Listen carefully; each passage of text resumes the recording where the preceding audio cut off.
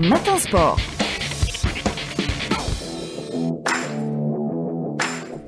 Vous l'aurez compris, c'est l'actualité sportive avec vous ce matin. Ma'amar Djibour, Ma'amar, bonjour. Bonjour. En Coupe de la CAF, le CS Constantine s'est incliné 3-2 en Angola face aux Bravos do Maquis dans le cadre de la 3e journée de la phase de groupe. Deux clubs algériens engagés dans les compétitions africaines. On va débuter avec le CS Constantine, puisque le CSC a joué plutôt à 17h.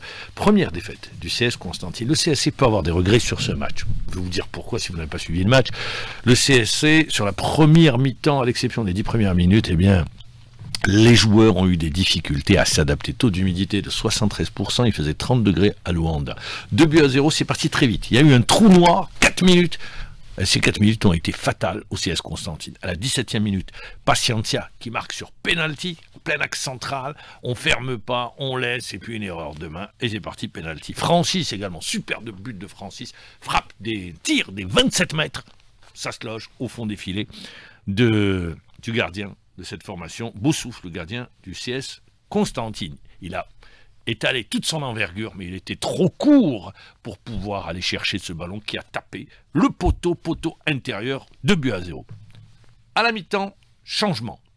L'entraîneur, Khaddin Modoui, opère de changement, et ça a été un coaching gagnant. Le CS Constantine a asphyxié son adversaire du jour, prenant le jeu à son compte, obligeant les Angolais à revenir en défense, et ça a été payant. Mouaki, qui a réduit la marque avant que Blahoul d'une tête n'égalise à la 80e minute de jeu. Le CSC a le match en main, ils peuvent même marquer un 3e but, mais le poteau est raté par le rentrant Ewan, et alors que le CS Constantine, on est dans le temps additionnel, pense tenir le match nul.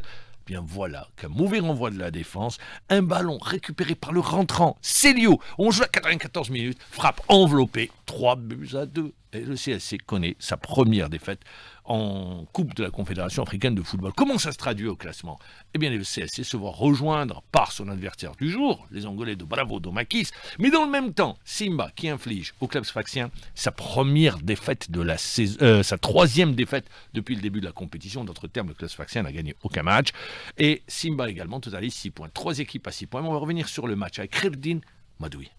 En première mi-temps, c'est ça qui nous a fait mal un petit peu, c'est notre début de match. On a très mal commencé le match. Et puis on encaisse 2 buts de suite. Ça nous a fait très mal. On a essayé avec des attaques placées, où on a essayé de trouver un petit peu la largeur et la profondeur de l'équipe de Bravos. Il n'y avait pas beaucoup d'occasions de but. Puis en deuxième mi-temps, on a fait des changements et on a changé un peu le système de jeu. On a créé beaucoup d'occasions de but et on a eu pratiquement toute la possession du ballon. On a marqué les 2 buts. Une mauvaise concentration, un mauvais positionnement dans notre ligne défensive a permis à Bravos de marquer le but. Félicitations à Bravos. Et nous, on a beaucoup de choses à corriger lors de prochaines journées. Le CSC n'a pas démérité, bravo aux deux équipes, on a eu un superbe match, 5 buts inscrits, on s'est régalé. Deuxième match entre l'USMA d'Alger et la SEC Mimosa, c'était au stade du 5 juillet à 20h.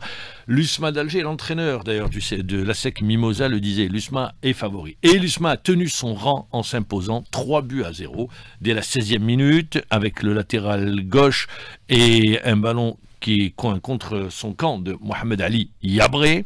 La domination USMI, c'est une nouvelle fois, eh bien, a été déterminante avec un penalty transformé par Belkacmi à la 39e minute de jeu, et puis à l'entame de la seconde période, Belkacmi marque un 2e but, en d'autres termes, un doublé. Du coup, l'USMA d'Alger prend les commandes avec 7 points à 3 longueurs de son adversaire du jour, Classic Mimosa.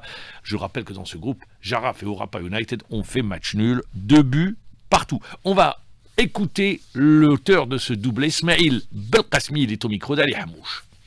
فوز مستحق نشكر كامل اللاعبين على المجهودات اللي عملوها في ارضيه الحداد. الحمد لله نظن اكدنا النتيجه اللي فاتت تاع الفوز والتعادل. نظن رانا متاهلين بنسبه 80%. مازالوا عندنا 3 ماتش ان شاء الله نحضروا بكل جديه ان شااء الله. Mais voilà, il a très bien résumé. Puis l'entraîneur Nabil Maloul sur la victoire de son équipe. كنا نجموا نربحوا 4 و5 On aurait pu gagner par 4 ou 5 buts avec 2 pénaltys non sifflés. Je suis très satisfait de la prestation des joueurs.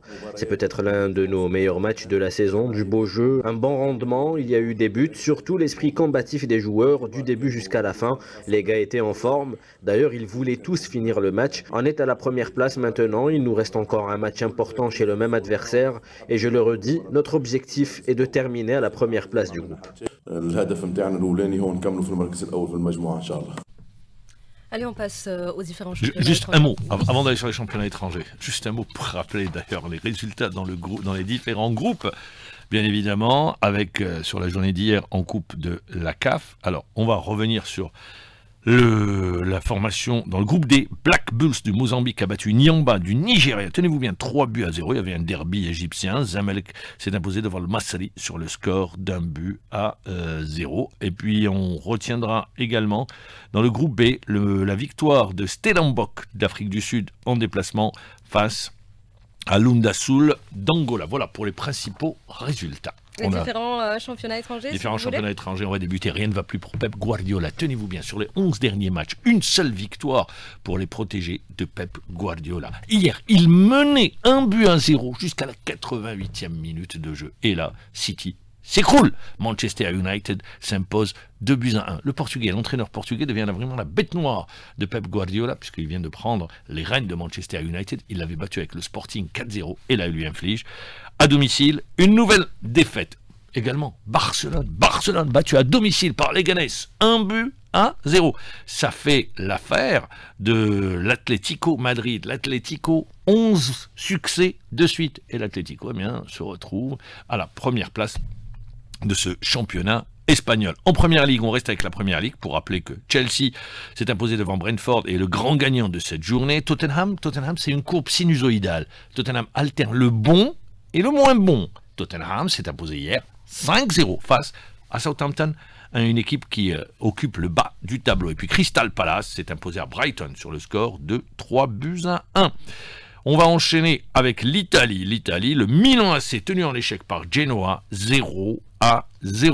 À retenir également que Bologne a battu la Fiorentina 1-0. En Bundesliga, Ben Sebaini a joué, mais Ben Sebaini n'a pas gagné. Le Borussia Dortmund tenu en échec par Hoffenheim, 1 partout. Leipzig a battu Francfort.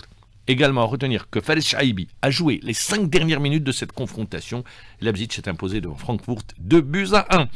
En France, le Paris Saint-Germain a battu l'Olympique Lyonnais 3-1. Et concernant l'Olympique Lyonnais, il y a cette information concernant Cherki. Vous savez que Cherki, ses parents sont algériens, il est d'origine algérienne. Et Cherki, alors hier, il y a eu cette information qui a été donnée. C'est vrai qu'il y a un lobby qui s'est constitué du côté de Lyon pour l'emmener, parce qu'il revient en forme, c'est l'homme en forme actuellement des Lyonnais. Un lobby qui s'est constitué, comme d'ailleurs à l'époque avec Fekir, pour l'obliger à rejoindre l'équipe de France. Il pourrait être convoqué en équipe de France dans les tout prochains jours. Mais voilà que la maman, eh oui, dans le football, les mamans ça compte. La maman de Cherki veut que son fils joue avec l'Algérie. Ça pourrait avoir un dénouement dans les tout prochains jours. Le Stade brestois s'est imposé devant Nantes, 4-1. Guiri a joué avec Rennes et Rennes s'est imposé 2-0 avec Angers. Face à Angers, Abdelli également a joué. Nice, Bouannani a été buteur. Boudaoui et Bouannani ont joué, ça c'est une bonne nouvelle pour l'équipe nationale, même s'il y a encore du temps parce que ce sera au mois de mars. Et Bouannani a marqué, mais c'était insuffisant. Montpellier et Nice ont fait match nul, 2 buts partout entre les deux formations. Merci à vous, Mahmoud Djibourj, pour l'actualité sportive. Il est 7h27 sur les ondes d'LG3.